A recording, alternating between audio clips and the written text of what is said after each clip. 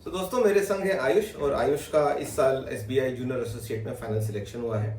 और आयुष को इस सेशन में बुलाने का ऑब्जेक्टिव ये है कि हम आयुष के ज़रिए जान सकें कि क्या एफर्ट जाता है एक जूनियर एसोसिएट बनने में।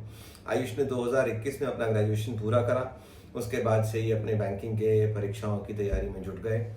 बहुत सारी असफलताएं इन्होंने फेस की, बहुत बार इनका प्री और मेंस इन्होंने दिया, उसके बावजूद भी सिलेक्शन से बहुत ही कम नंबरों से कई बार रह गए, लेकिन इस बार ये फाइनली सिलेक्टेड हैं एसबीआई में एज ए जूनियर एसोसिएट। तो आयुष, स्वागत है आपका।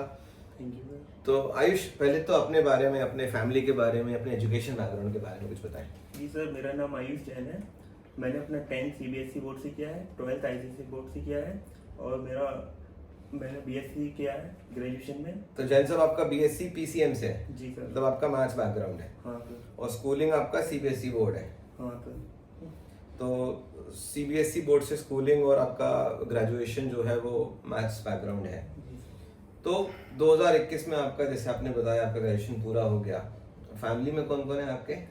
मेरे फादर, मदर, एक बड़ा भाई, छोटा भाई, मैं। तो 3 भाई हो बस? हाँ। और पापा का बिजनेस है, जॉब करते हैं? हाँ, पापा बिजनेस करते हैं। अच्छा, किस चीज़ का बिजनेस है? इमिटेशन ज्वेलरी का। अच्छा, तो आपका मन नहीं था पापा का बिजनेस को ज्वाइन करने का? नहीं, शुरू से ही नहीं रहा मेरा मन। शुरू से नहीं? तो वैसे भी भाई है घर में, तो कोई ना कोई तो पापा को हेल्प करेगा ही। हाँ। तो ये तो बात समझ में आई। तो आपने ये कैसे चूज किया कि आपको बैंकिंग के प्रिपरेशन करने, क्योंकि बहुत सारे ऑप्शन हैं, एसएससी है, बैंकिंग है, बहुत सारे और ऑप्शंस आपके पास होते हैं। अगर गवर्नमेंट जॉब की बात करें तो बैंकिंग ही क्यों आपने चूज करा? मेरा फाइनेंशियल जाने का मन, आफ्टर ग्रेजुएशन मेरा मन था फाइनेंस में जाने का। तो फाइनेंशियली मैंने सोचा कि बैंकिंग करियर सही है, तो इसलिए मैंने फिर 2022 से प्रिपरेशन चालू कर दिया बैंकिंग का। ओके।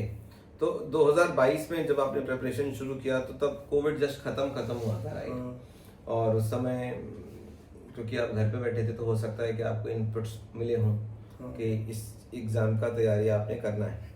तो कहाँ से शुरू करा, कैसे आपको पता लगा कि बैंकिंग की परीक्षाएं होती हैं, तैयारी कहाँ से करनी है, ये सब आपने सर्च कैसे करा? मैंने पहले यूट्यूब पर ही सर्च किया, यूट्यूब से ही पढ़ता था मैं। फिर लगा कि ऑनलाइन में इतना कंसिस्टेंसी नहीं रह रहा है, डिसिप्लिन नहीं रह रहा है, तो फिर मैंने ऑफलाइन ज्वाइन किया सीपी झांसी।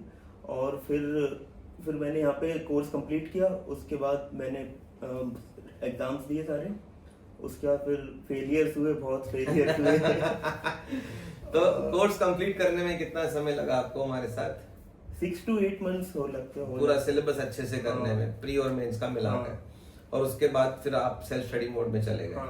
तो पहले मुझे बताओ, आपने कितने एग्जाम्स लिखे, किसमें आप प्री तक पहुंचे, किसमें आप मेंस तक पहुंचे, थोड़ा सा डिटेल में बताएं। सर 2023 से मैंने एग्जाम दिए थे।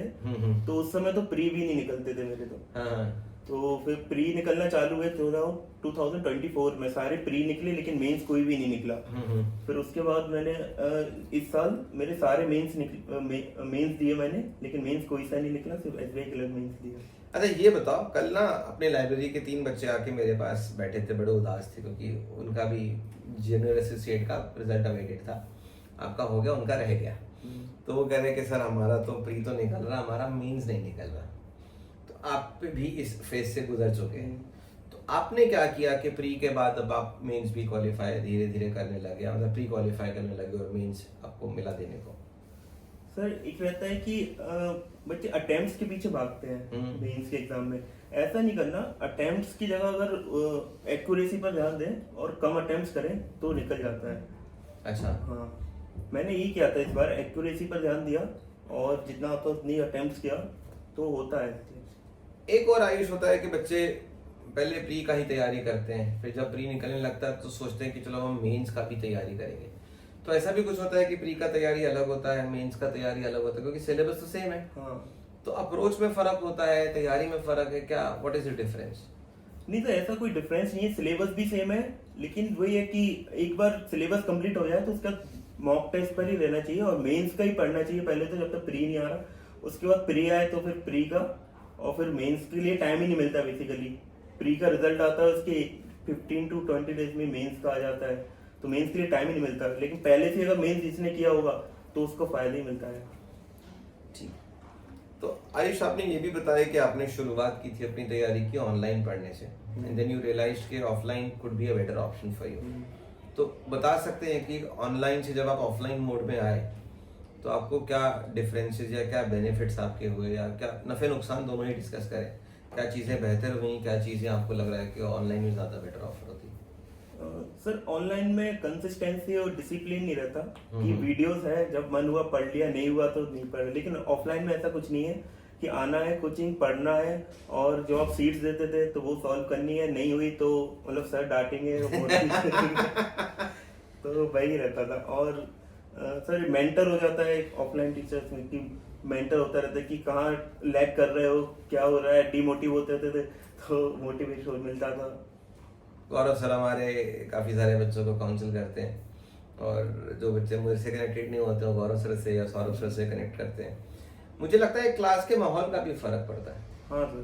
क्योंकि जब आप अपने ही जैसे बाकी कैंडिडेट्स को साथ में बैठ के देखते हो तो उनकी एनर्जी से भी आप काफ़ी कुछ गेन करते हो, तो उसका फ़र्क पड़ता है। हाँ। तो आपने क्या क्या रिसोर्सेज ऑप्ट करे? आप हमारी कोचिंग में आ गए, हमने आपको पढ़ाया, आप शीट्स वगैरह दिए, तो एक बार जब आपका सिलेबस पूरा हो गया उसके बाद आपका शेड्यूल क्या था पढ़ाई करने का? सर सिलेबस कंप्लीट होने के बाद सिर्फ मॉक टेस्ट पर ही डिपेंड थे, और मॉक टेस्ट एनालाइज करता था उन्हें, और जो कमी रहती थी उन्हें पूरा करता था। और प्रैक्टिस बहुत करता था मैं कि यहाँ मतलब ये क्वेश्चन नहीं हो रहा है तो क्यों नहीं हो रहा है, बाकी सबसे हो रहा है, तो उसी से मैं प्रैक्टिस करता था, और फिर धीरे धीरे मॉक में स्कोर बढ़ने लगा और हो गया। ठीक है, अब मेरे को थोड़ा सा अगर ये बता सको सब्जेक्ट वाइज स्ट्रैटेजी, क्योंकि कई बच्चों का मैथ्स का बैकग्राउंड होता है, कईयों का नहीं होता। आपका जैसे सीबीएसई का बैकग्राउंड है, पीसीएम का बैकग्राउंड है, तो आपने क्या सारे सब्जेक्ट्स शुरू से ही साथ में पढ़ने शुरू किए? कुछ बच्चे होते हैं जो प्री जब निकलने लगता है उसके बाद जीए की तैयारी बाद में शुरू करते हैं, तो आपका क्या अप्रोच था? नहीं तो जीए तो मैं शुरू से ही पढ़ता, डेली ही पढ़ता था, तो बाद में इतना प्रेशर नहीं रहता था। कुछ बच्चे नहीं पढ़ते हैं तो बाद में पूरा मंथ वाइज निपटाते हैं, तो उनका हो नहीं पाता, फिर तो लगता है कि सिलेक्टेड पढ़ लो, लेकिन अब एग्जाम में ऐसा नहीं आता है कि सिलेक्टेड ही आए, पूरा पढ़ना पड़ता है। तो मैं डेली ही पढ़ता था, उसके बाद रिवीजन के लिए मैं वीकली करता था जीए के लिए, और उसी से हो जाता था, बाद में रिवीजन कर लेता था मैं जीए का। जैन साहब आपने ये भी जिक्र करा कि आपके बहुत सारे प्री निकले, पहले मेंस नहीं निकले। हाँ।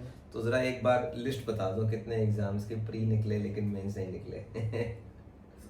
सारी दिए मैंने।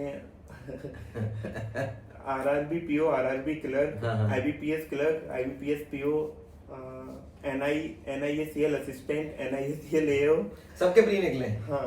अच्छा। LIC ADO, LIC double AO. तो सबके आपने मेंस दिए हैं? हाँ मेंस तो दिए हैं सबके, लेकिन प्री निकला है, मेंस नहीं निकले, कुछ मार्क्स रह जाते थे मेंस। जबकि स्टूडेंट्स में ये मानना है कि स्टेट बैंक ऑफ इंडिया का एग्जाम क्रैक करना अमंग द टफेस्ट होता है, और आपका निकला तो स्टेट बैंक ऑफ इंडिया का एग्जाम निकला। तो ऐसा क्या आपको, अच्छा जब आप मेंस का एग्जाम लिख के आए थे कितने क्वेश्चंस आपने अटेम्प्ट करे थे? मैंने 99 अटेम्प्ट्स किए थे, जो कि ठीक थे, क्योंकि कई बच्चे तो 110 115 भी करके आए थे। और स्कोर कितना बना आपका? मेरा 85.75। जनरल कैटेगरी का शायद 82 83 का ना? 82.75। 82.75 का, तो डिसेंट स्कोर रहा आपका। चलिए बहुत अच्छा।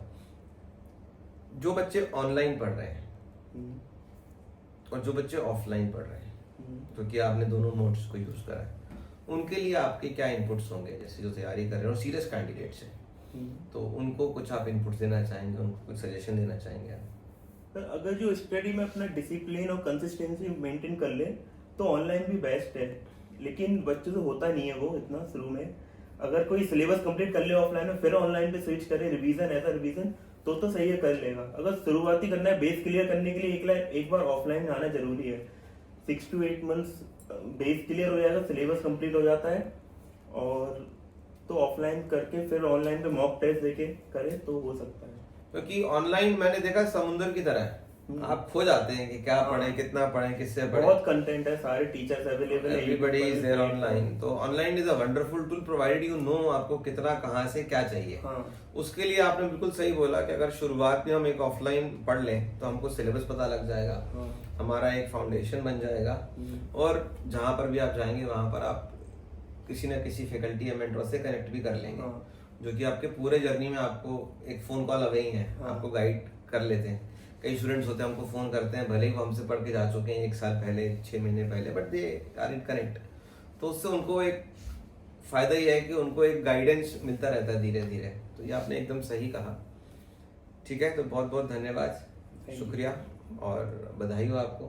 Thank you sir. और अब आपका मेरे ख्याल से ज्वाइनिंग जल्दी आ जाता है एसबीआई का, तो शुरुआत में ढीले रहते हैं, उसके बाद तो तेज़ी पकड़ लेता है स्टेट बैंक ऑफ इंडिया।